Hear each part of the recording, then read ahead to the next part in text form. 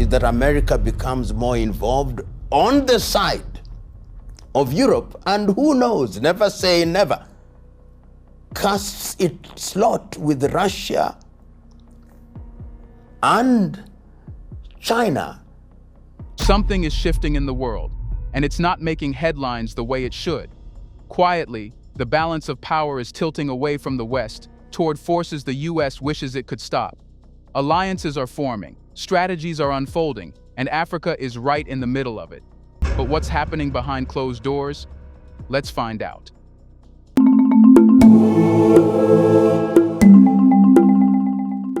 It begins with a shift so gradual that most people mistake it for background noise. For years, the United States sat at the head of the global table, not because it was invited, but because it claimed the seat and dared anyone to remove it. Decisions about wars, sanctions, trade rules, and even what counted as democracy were filtered through Washington's lens. But in recent years, a quiet rebellion has been brewing, not in the streets, but in diplomatic halls, trade negotiations, and military cooperation agreements. This is the rise of multipolarity. Multipolarity is not just a political buzzword, it's the dismantling of an old operating system. Instead of one superpower setting the rules, multiple powers share influence, each with its networks of allies and economic ties. China and Russia are at the forefront of this restructuring. Beijing, with its deep pockets and relentless infrastructure projects, and Moscow, with its strategic military partnerships and energy leverage, have emerged as architects of a new world order that does not require American permission to function.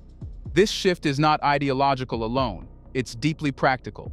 Nations that once relied solely on Western aid or feared Western punishment now have alternative routes for survival and growth. Chinese-built railways in East Africa, Russian military cooperation in the Sahel, and joint technology projects in energy and agriculture are reshaping the foundations of these economies. The effect is subtle but seismic.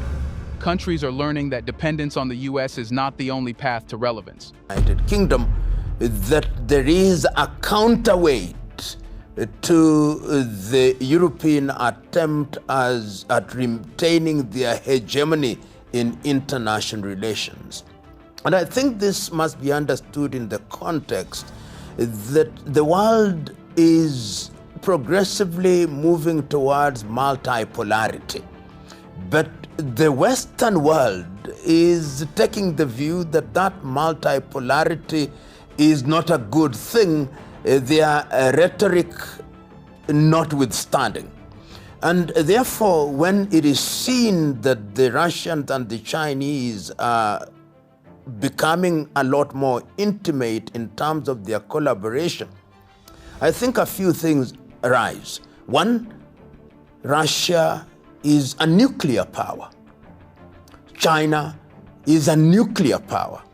And China is the second largest economy in the world. In fact, we can now say that China has become the factory of the world in terms of manufacturing, and it is a power that is beginning to project politically, economically, and even militarily.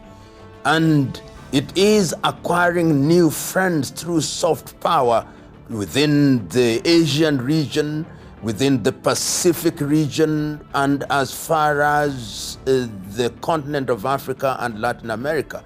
Russia is also moving in that direction, that in addition to being a political powerhouse within its neighborhood, there is a sense in which even its economy, which it was assumed would be devastated by the sanctions, appear to be weathering the storm.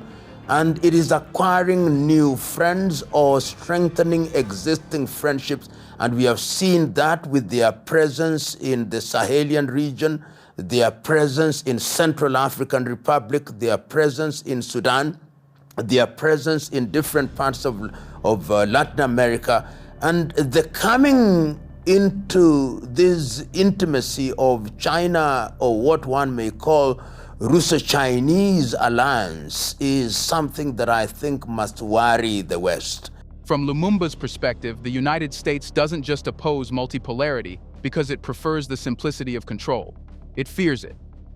For a power accustomed to writing the rules, the emergence of rival decision-makers is an existential threat. America's global dominance has always been enforced not only through military strength, but also through economic choke points, controlling banking systems, dictating trade currency flows, and holding the keys to global institutions like the International Monetary Fund and World Bank. Multipolarity erodes those levers. Every deal signed between an African nation and China that bypasses the US dollar is another small fracture in Washington's economic fortress.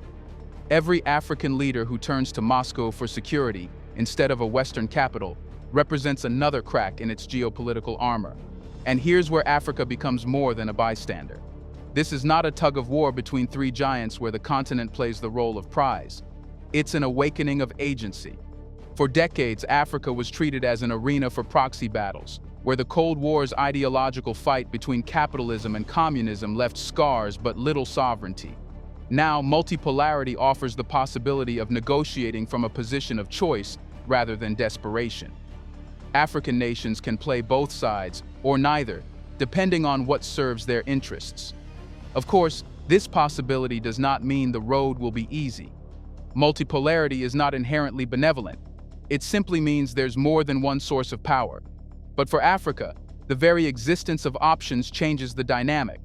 In Lumumba's framing, China and Russia are not saviors, they are disruptors. They tilt the table just enough to allow Africa to slip out from under the weight of unilateral control. Whether Africa can use this tilt to rise on its terms will depend on the choices its leaders make now. The US, sensing this shift, is unlikely to stand idly by. Economic pressure, diplomatic isolation, and even covert operations have historically been tools to keep the balance in its favor. But every passing year brings more cracks to the facade of unchallenged dominance. The question is no longer whether multipolarity is coming. It's whether the West can adapt before the tide becomes unstoppable. Hostility from the populace. The British are also finding themselves in a similar situation, that the Commonwealth, which they call the Commonwealth of Independent Nations, is a body that is weakening by the day.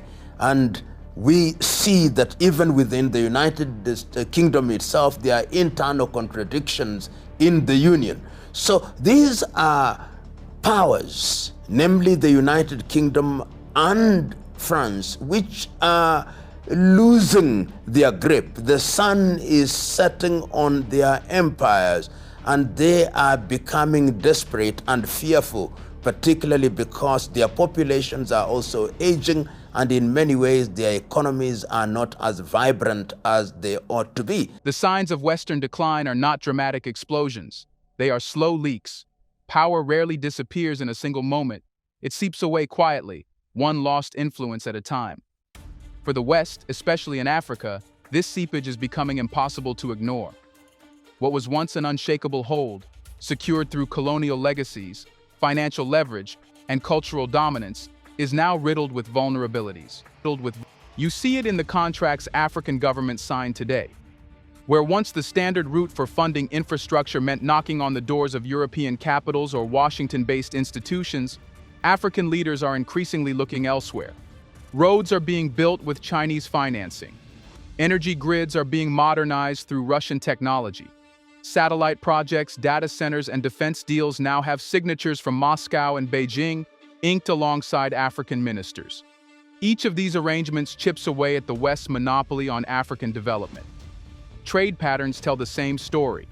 The proportion of African exports going to the EU and the US is shrinking year after year, replaced by shipments to Asia and other parts of the global South. And it's not just about where goods are going, it's about the terms of the exchange. African leaders are finding partners who negotiate without the political lectures or conditions that Western governments often attach. This does not mean those new partners are altruistic, but it means they operate under a different logic, one that doesn't automatically treat African agency as a threat to be managed. The diplomatic sphere reveals another fracture. On global issues, African nations are less likely to vote in lockstep with Western powers at the United Nations. Whether on sanctions, climate policies, or human rights resolutions, the days of predictable alignment are over. Some African states abstained where they once complied. Others openly side with Russia or China on contentious issues, signaling that the days of automatic Western consensus are gone. For the West, this is more than symbolic. It's a warning sign that political loyalty can no longer be taken for granted. What's striking is that much of this erosion is not the result of outright confrontation. The West is not losing Africa because of a single event, but because its grip is loosening from within. Decades of broken promises, structural adjustment policies that stifled growth, and interventions that undermined sovereignty have left a residue of mistrust. That mistrust is now being converted into action, as African leaders explore partnerships that dilute Western influence. Even cultural influence, the soft power that once gave the West a comfortable advantage, is not immune. African media networks, universities, and think tanks are increasingly forming their narratives instead of simply reproducing Western ones.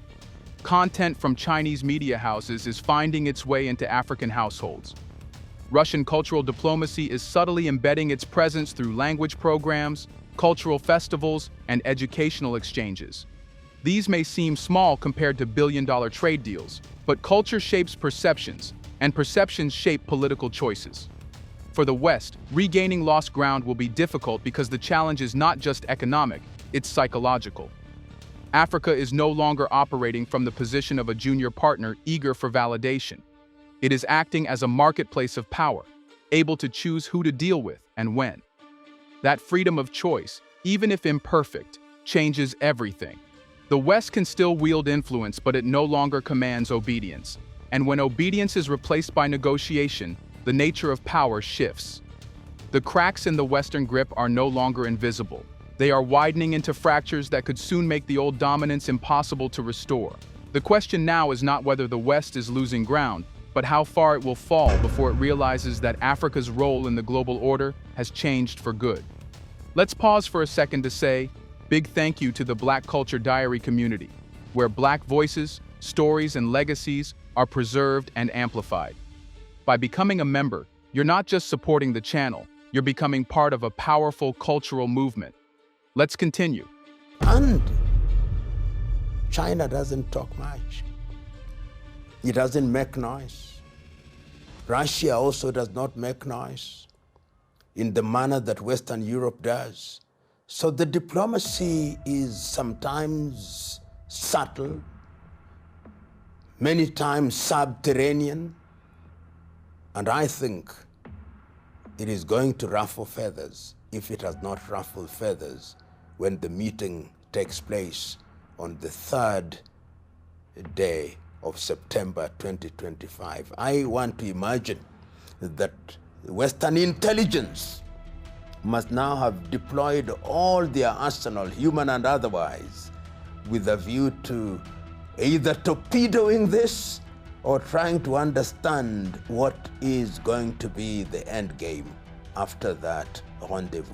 The cracks in Western influence might be widening, but they aren't being filled with noise. That's the difference Lumumba wants his audience to notice. While Western governments respond to challenges with public statements, press conferences, and headline-grabbing summits, Russia and China are playing a longer, quieter game, one that often escapes public attention until the results are already locked in place.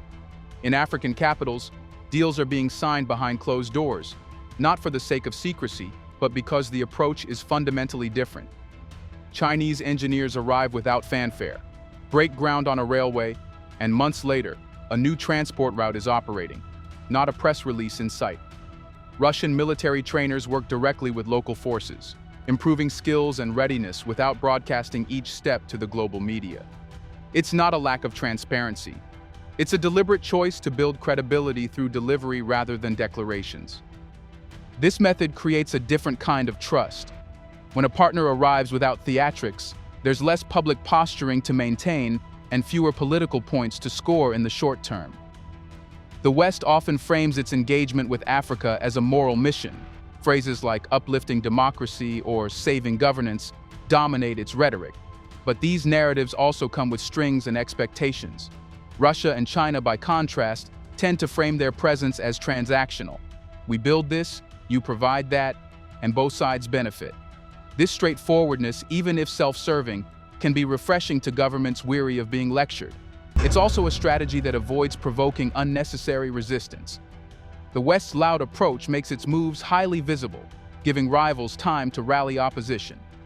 But when influence grows quietly, through trade corridors, energy pipelines, cultural exchanges, and security agreements, it doesn't attract the same immediate pushback.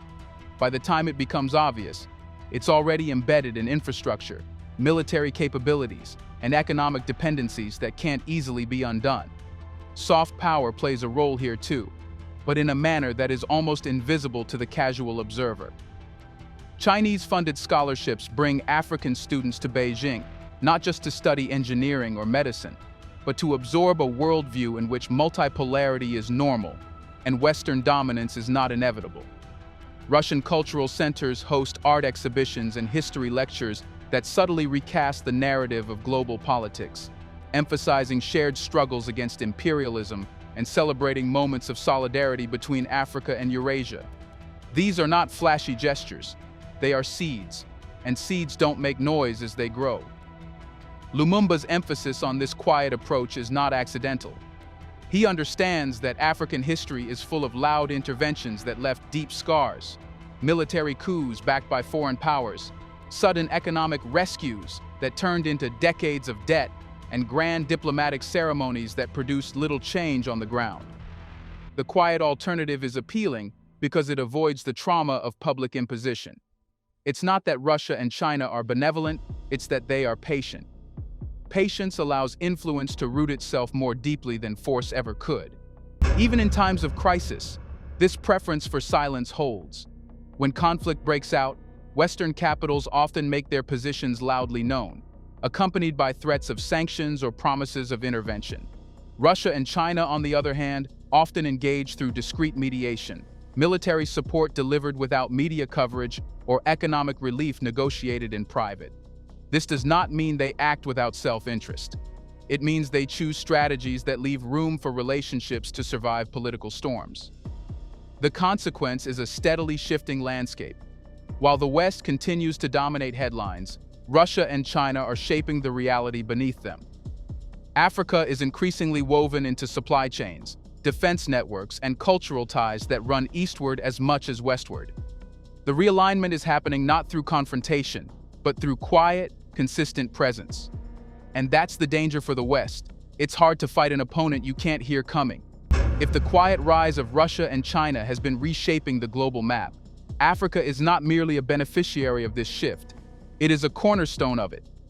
By the time the West recognizes the scale of change, it will face a truth it cannot reverse.